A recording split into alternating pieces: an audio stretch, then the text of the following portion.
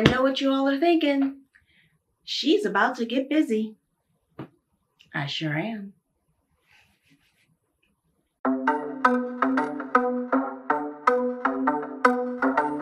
Hi everyone, and welcome back to my channel. If you're new here, my name is Kyla, and if you're one of my returning subscribers that's been with me for a while, you're probably wondering, what is she planning with that stack of fabric? Got a lot of projects going on. And what I've been trying to do is to adjust my way of sewing like the fashion design house's way of thinking. In the wintertime, make some of your spring summer items. In the spring summertime, make some of your fall winter items, because the season is upon us and then I'm ready to wear it. So I've got a mix of some items that I'm going to batch cut, because that's going to help me really to be able to just full speed ahead and get these projects done. Alright, so I've got some work events that are coming up for me throughout the spring, summer, and fall, and a trench coat that I just want to make because I've been wanting a trench coat like this for a while and just kind of had to figure out how I was going to make it happen.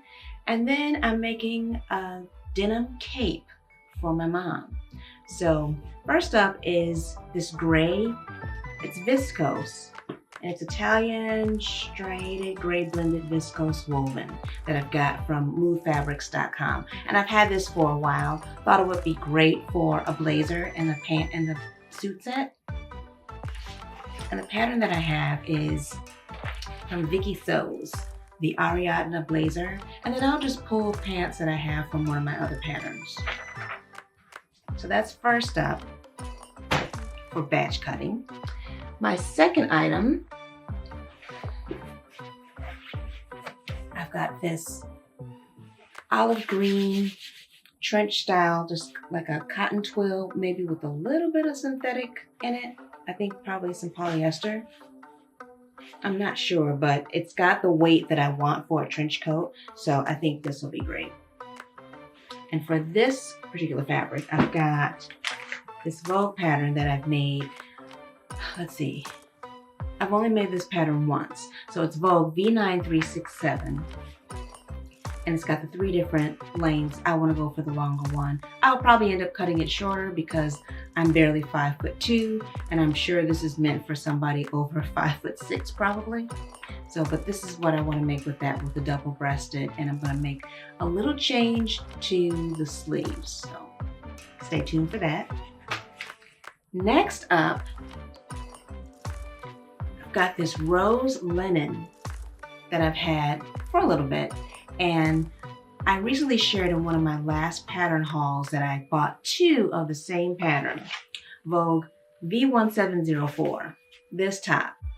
So I want to make this out of this rose colored linen, and the lucky winner who received this pattern, Sandra.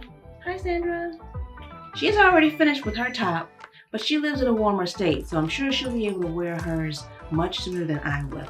So mine I probably won't break out to wear until at least May or June, but I just want to have it ready.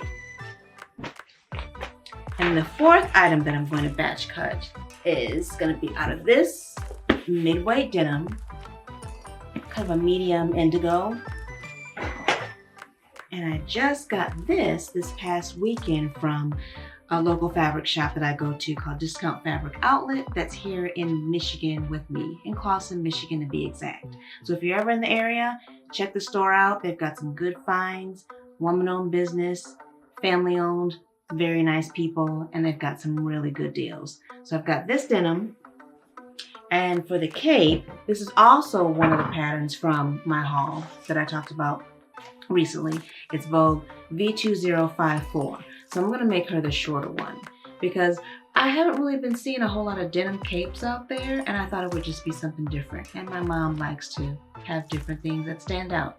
Both of us have that in common. We don't like to just blend in with everybody else. So I've got my 4 items. Let's get to cutting.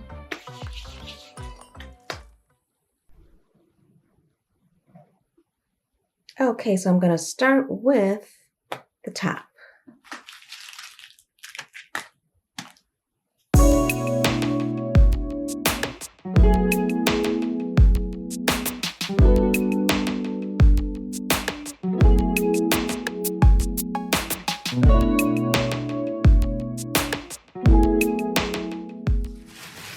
I like to press my pattern pieces upside down because in case they decide to curl up, at least when I place them right side up on the fabric, then I won't have curled up edges. So here's the layout for the 60-inch wide fabric of how to make this top. My placement is a little bit different, and just keep in mind that these instructions are just to give you a suggestion, but I've got 60-inch wide linen that, as you can see, I folded mine in half. So I'm not going to cut each piece separate. Whatever is half, I'll just have it on the wrong side, and then I'll just slice it open on the fold for that top piece there. But I've got a couple of areas to work around that have snags in them. So this is why I've got to lay mine out differently. I found one. There's one here. Here's one here. And although I love linen, sometimes you can come across these with this fabric. But other than that, the other pieces are just fine. And I think I am ready to go with cutting this one.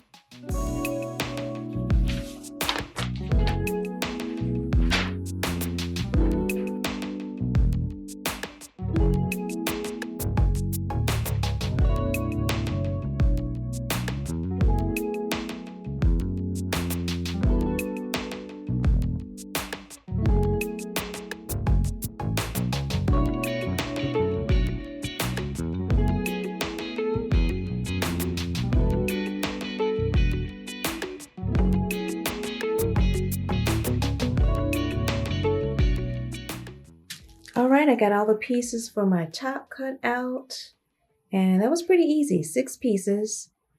And I've got my interfacing that I'll attach or I'll iron on off camera and make my markings off camera too. So, but this one is done. On to the next one.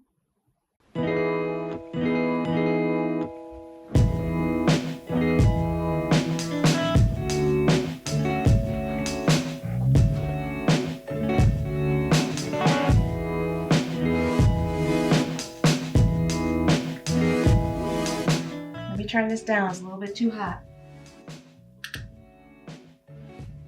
I remember back in my high school sewing days that one of the girls was pressing her pattern pieces and had the iron setting on way too high.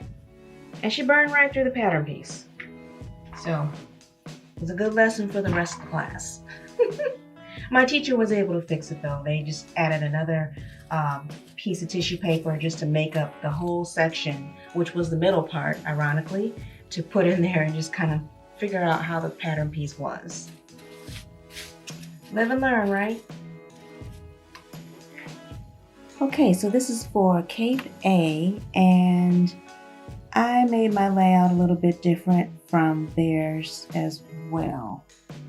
Some of the smaller pieces, I pushed them up a little bit higher next to piece 1 and 4, so I can cut those utilizing the side of this fabric here. I just try to use as much as I can compressed so that if I have a large piece left, then I can definitely use that with something else in mind, some other project. I will have to cut the pieces at the far end, the left, and then move the fabric up because my table is not long enough and I didn't want to cut this on the floor. Here's some excess down there. And the fabric store that I got it from, Discount Fabric Outlet, was nice enough to go around this seam here. So they actually gave me extra. I've got far more than I need. So yeah, I will cut that and then just move it forward.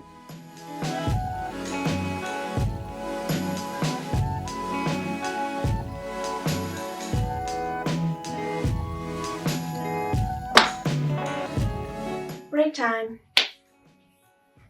I kind of remember why I don't do batch cutting much because it can wear on your hands, especially with thicker fabrics, and I don't have, I used to have an Olfa cutter and an Olfa mat. I should probably get one of those again, but with denim that's this thick, I don't think it will work really well with that, so I just have to do it with scissors the old-fashioned way. So, but that's all right. This is the only heavy garment out of everything that I have, and I've got time frames in my head that I want to get these items completed. So, time for a snack.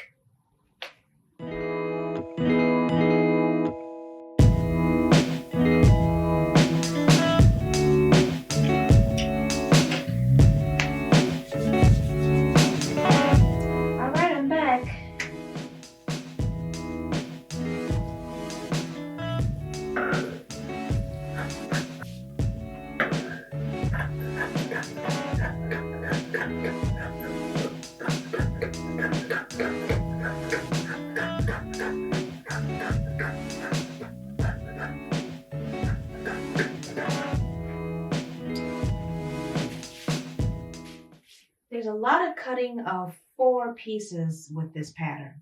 If there's 4 pieces of siding, there's 4 pieces of interfacing. If there's 4 pocket flaps, then there's 4 pocket flap interfacing pieces. So that's why my hand is getting to work out. I'm glad I'm wrapping this one up. Yeah, because denim is something else. I love it, but Okay, I'm losing my daylight, so time to close shop for the night. I'll reconvene tomorrow, and I've got pretty much everything cut for the cape except a few little pieces for the interfacing, so I can do that in the morning and then move over to the trench coat. See you tomorrow. All right, well, that's enough pieces to interface. This pattern has probably got the most pieces that I have to apply interfacing to. And then I've got the collar over here as well. So yeah, I'm going to be pressing these for a minute.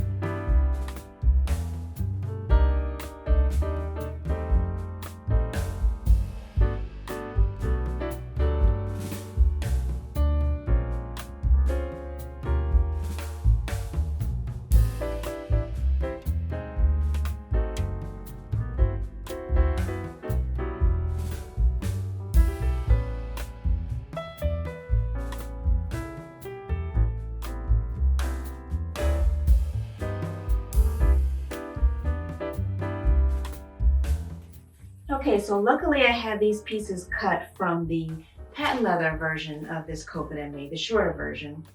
And as you can see, this is view C, which is the longest length. And on me, it is resting right on top of my foot. So yeah, that's way too long. So I'm going to shorten up my 2 front pieces, my 1 piece in the back, and the sleeves are fine. The length of the belt is fine.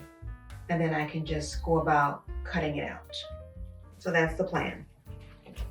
And I really just want this to hit about just below my calf. Not too long. I don't want it to look like I'm floating into the ground.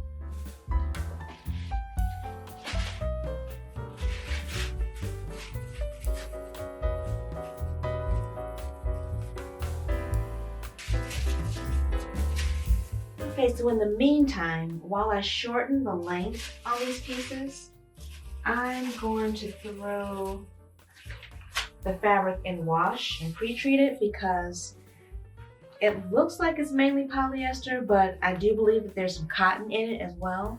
And I don't want to get a surprise when I do craft this entire item and then take it to get it dry cleaned. They use their solvent on it and then it shrinks up or gets warped some kind of way. So I just want to do a little precaution and have that set. Plus it has a manufacturer smell. Yeah. So, I need to put this in the wash.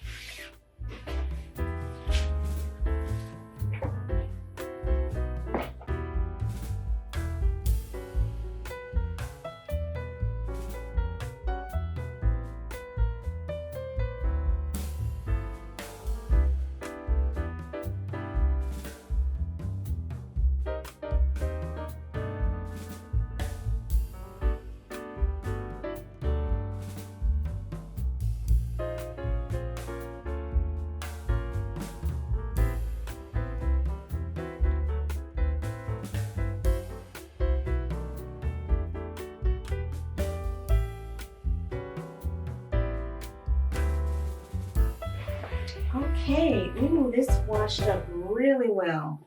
Oh, nice. And let's do smell test. Much better. It would smell like vinegar or pickles. I couldn't have that. But this washed up really nice. I am going to press it a little bit. I don't have to do a really hard press, just a light one before I begin to cut it out.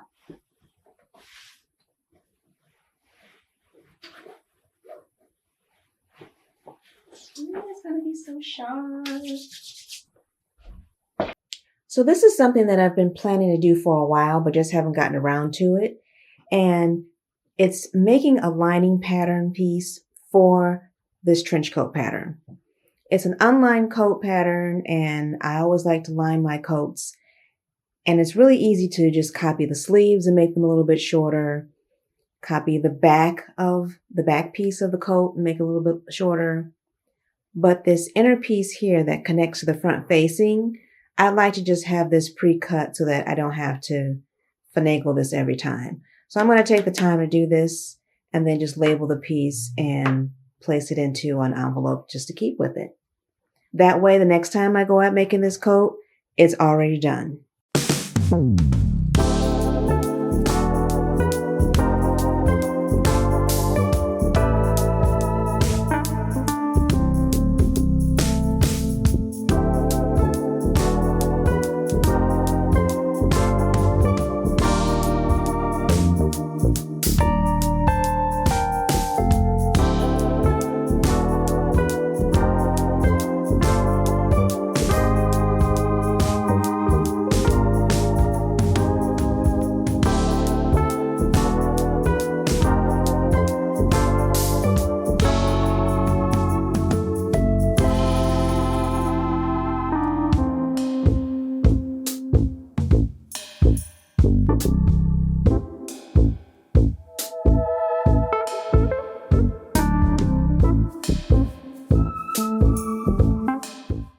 I've made some markings around the curve that's right underneath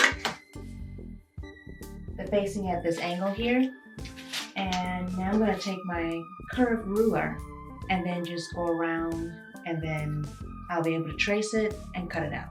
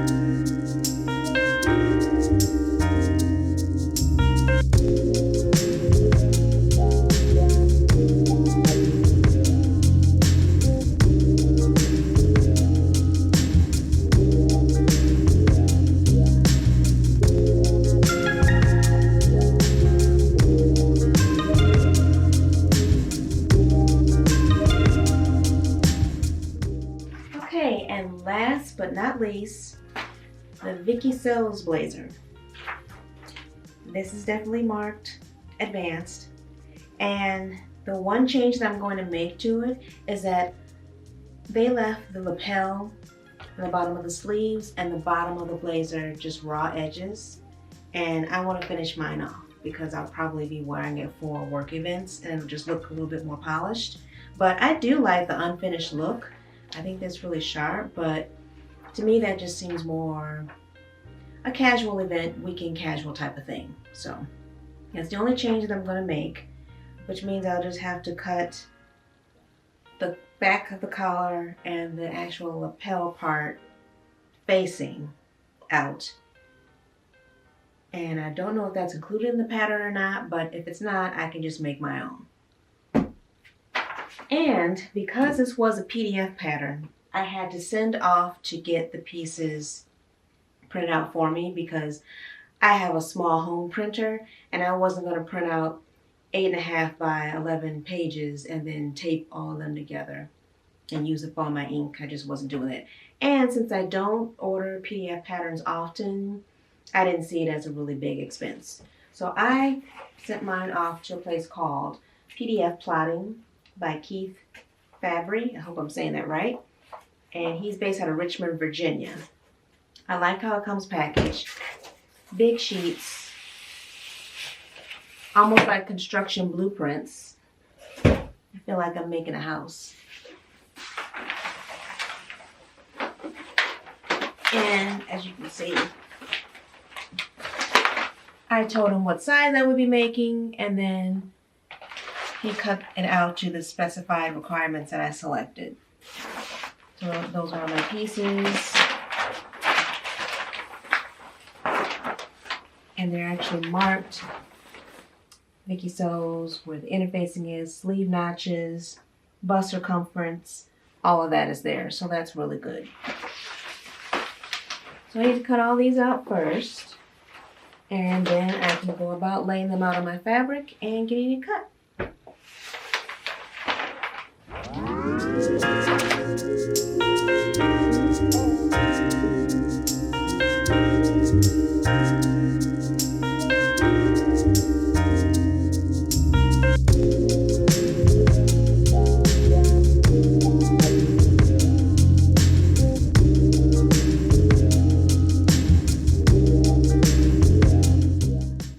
So the main fabric layout I'm using is for size 46 because that's what I'm cutting out.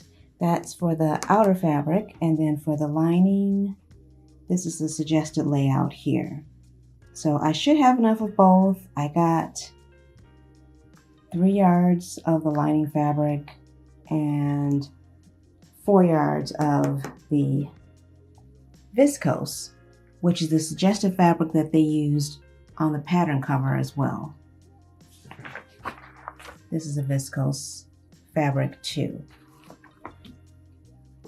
So I got 4 yards from Move Fabrics, and it was on sale. I got a very good price on that. And I've had some shoulder pads in my stash, had gray thread, and these buttons. I only need one. The only thing missing is interfacing, and I'll just have to get that later.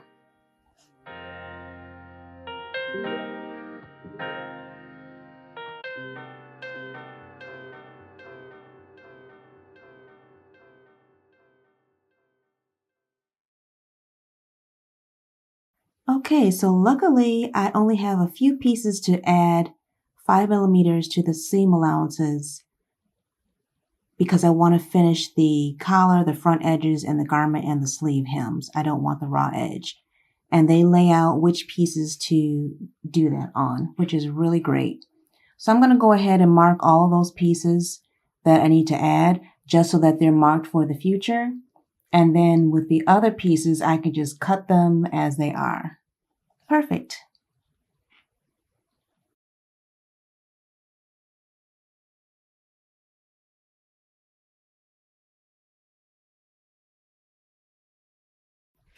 Well, I've got everything cut out and I'm good to go, with the exception of I need to get more interfacing for the trench coat. Other than that, everything is cut, interfacing is cut, lining is cut where it's needed, all my notches are marked. So when I start, it can just be full speed ahead. That's like more than half the battle, pretty much, with garments that are advanced like this. These aren't anything that's really on the beginner level, but that's why I push myself to cut all these out so that I can just go straight into them. Well, thanks so much for watching. Please comment, like, and subscribe, and I will see you in the next video. And I think I'm going to start with the linen top first. I think that's the quickest for me to get done, and I'll be wearing that one pretty soon. So that'll be what I start with. I'll see you all in the next video. Thanks for watching. Bye, everyone.